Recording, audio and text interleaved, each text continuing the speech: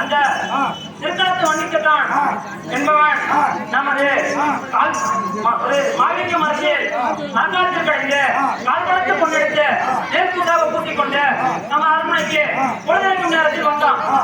சாமியாண்டிவனே, என் மரங்களை உங்களிடம் தருகிறேன், வைத்திருங்கள். நான் காலை விழுந்ததும் வாங்கிக் கொண்டு வருகிறேன் என்று தெரிவித்தான். இதன்படி நானும் வாங்கி வைத்திருந்தேன். திரும்ப விழுந்தவுடன் மரக்காலை கொடுக்கும் பொழுது அந்த மரக்காலில் உள்ள பொண்ணெல்லாம் உதிர்த்து விட்டது. அவன், நீங்கள் பொன் மரக்காலை வைத்துக் கொண்டு மரமரக்கா தருகிறீர்கள் என்று ஆதாடி வரப்பேற்று என்னை வடதேச வெள்ளாங்குளம் சத்தியம் அளித்திருக்கிறான். நான் சென்று வர வேண்டும் ராஜேந்திரா. சரி வேண்டும் ராஜேந்திரா. எப்படி விழுந்தது ராஜேந்திரா?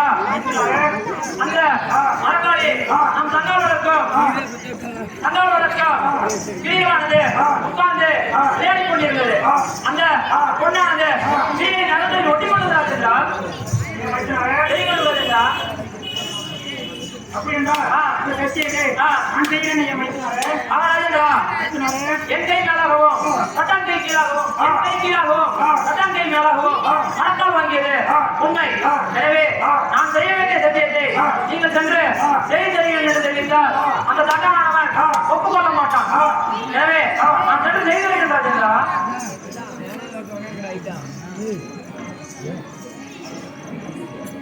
அந்த